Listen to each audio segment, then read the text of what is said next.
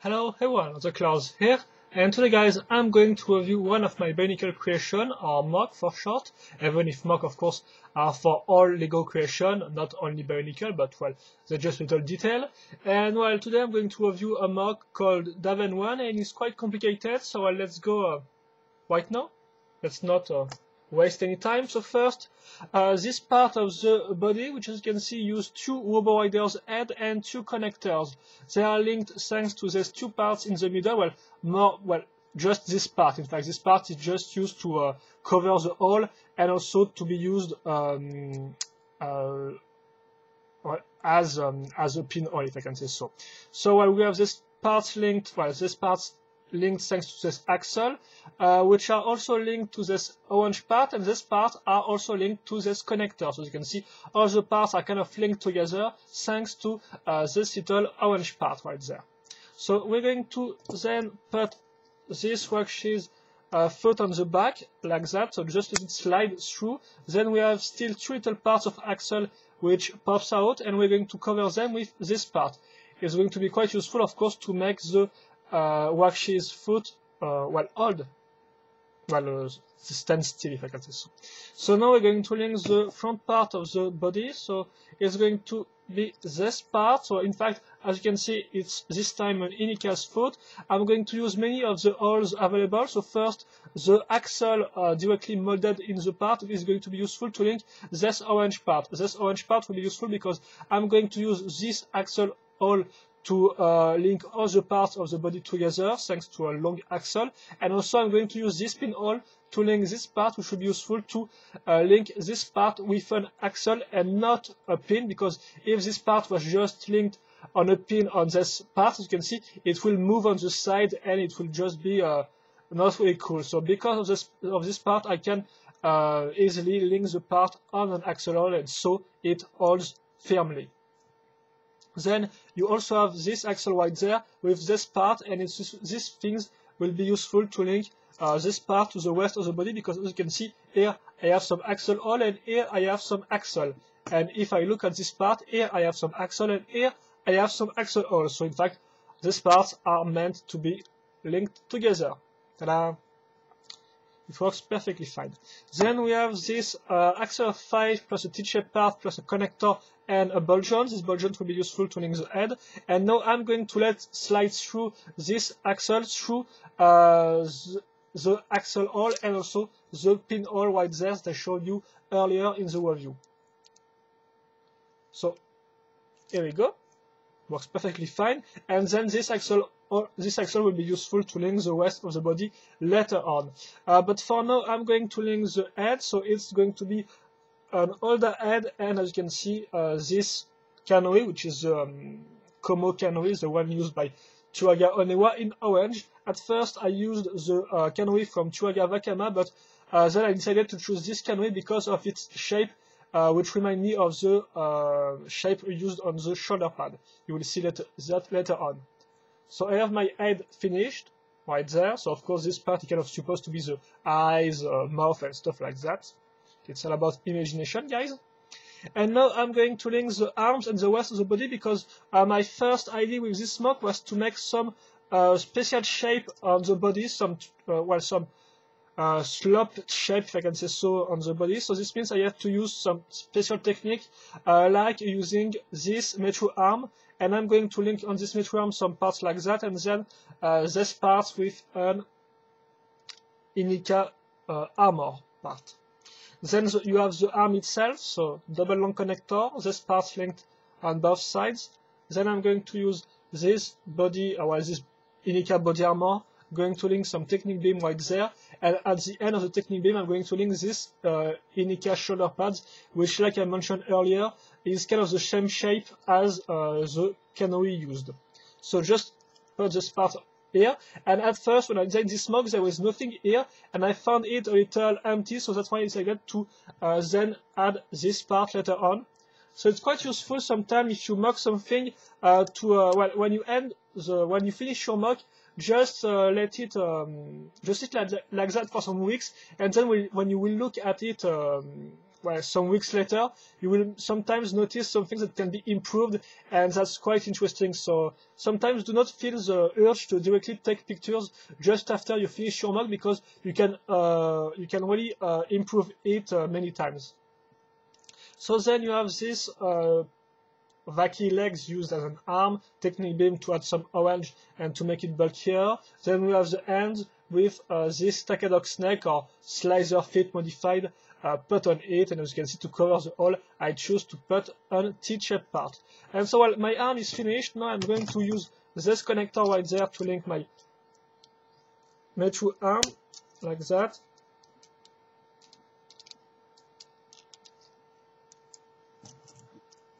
Of course, I have a second arm which is exactly the same here. And now I have to adjust my true arm to have the same thing on the left and the right. And thanks to this true arm, I know how, as you can see, some parts like that. So it's not all straight in a straight line. It's a little slope, as you can see on the side. So well, that's what I wanted to make. And so now let's move on for the leg. Excuse me, the legs. So I'm going to design a custom double connector, as you can see. So I'm going to use, of course, 2 connectors and then link them thanks to this slicer or throwbots in the US panel part. Well, I call them like that, but I think it's called lift arm or stuff like that. Well, it's not really important.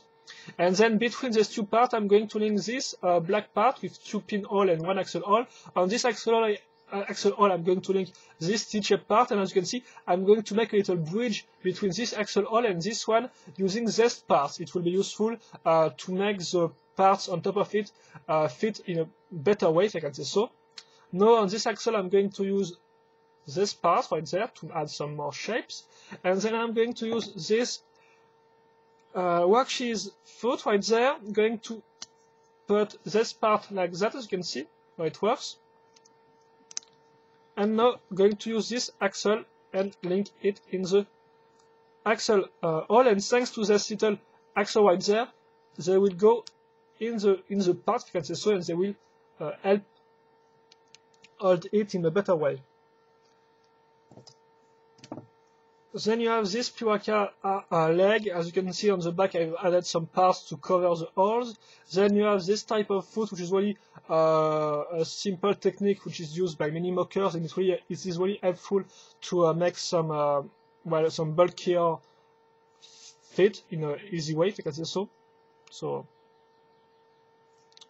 feel free to use this technique for your mock. It's not mine. It's not. I didn't invent this technique, but I find it quite interesting. Then you have these 2 parts linked together with some black parts once again, so nothing really to brag about. It's quite simple, I think.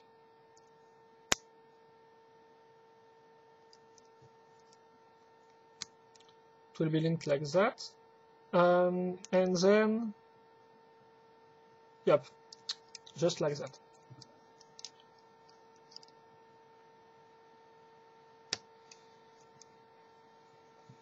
So now I have my leg finished. I'm going to do a second one, and you can also notice how the pelvis part is done. So with a wacky pelvis part, as you can see right there, connector, ball joint, and some other parts to cover this thing, and to make an overall nice shape. So we have this part done.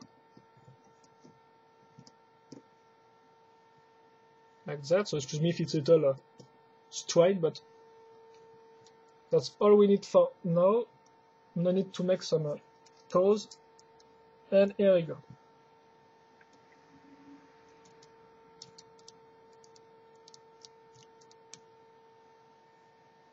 Excuse me, guys. And you have the first version of Daven-ran. I don't really remember his name. That's really important. Finished. So here we go. I'm just going to do a little turnaround first. Then if you want to know about the articulations, well, the head cannot turn on the side, it can just turn up, and that's all, so it's really limited.